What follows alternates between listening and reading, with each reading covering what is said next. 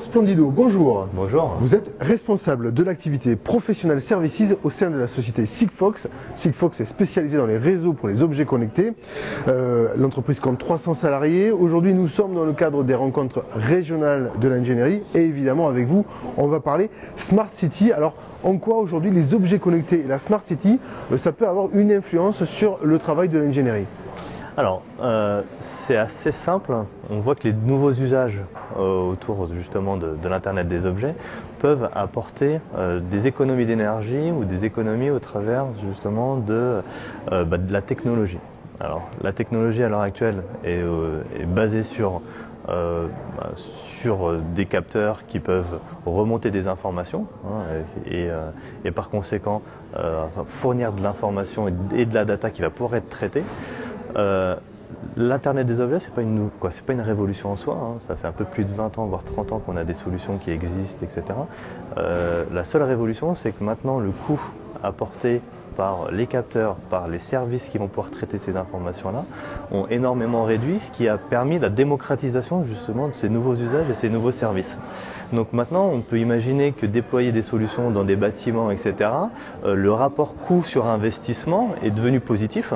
Et donc, c'est pour ça qu'on voit de plus en plus de services qui vont arriver pour accompagner des industriels ou des collectivités à déployer des services autour des smart cities, etc., parce que on arrive à rentabiliser ce type d'activité-là et donc par conséquent on arrive à faire tourner des business models qui deviennent intéressants et qui permettent justement l'innovation, la création de nouveaux services, la création de nouveaux emplois et bien sûr d'être un bassin fertile pour créer des activités qui sont assez disruptives et qui peuvent révolutionner les usages et le quotidien de chacun. Alors un mot sur les smart cities justement, on a parlé des objets connectés, on voit qu'aujourd'hui on est en train de fabriquer des bâtiments entiers qui vont pouvoir utiliser ces services-là.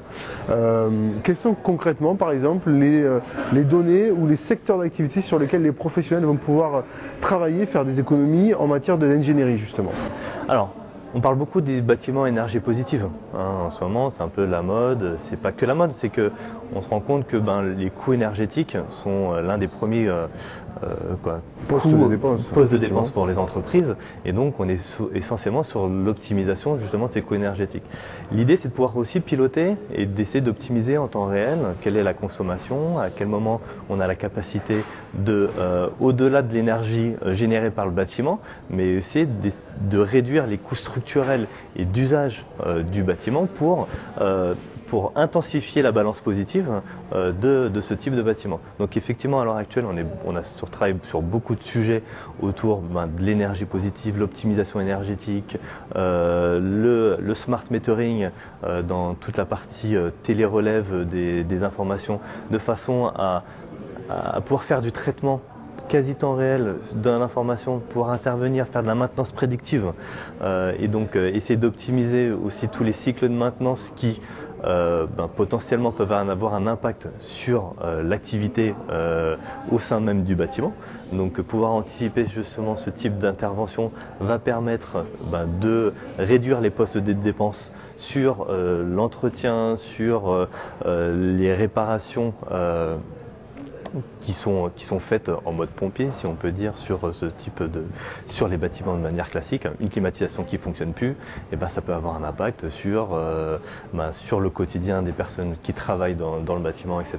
Alors que si on arrive à mettre des capteurs, à identifier quel est le cycle de vie justement de cette climatisation, etc., on peut anticiper la maintenance et donc avoir un service.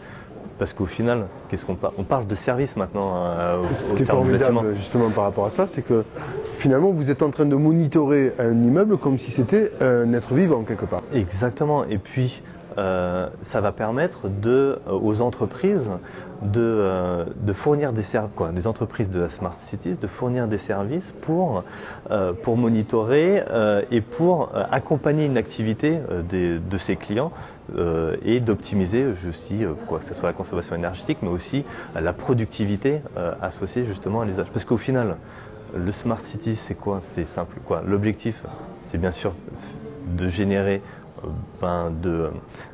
des revenus pour les entreprises qui investissent dedans, mais en contrepartie, pour les personnes qui souscrivent à ce type de service-là, l'objectif c'est justement d'avoir des optimisations en termes de coûts, parce qu'au final, il faut que le rendu service sur coût et gain soit positif pour l'entreprise qui va souscrire, etc.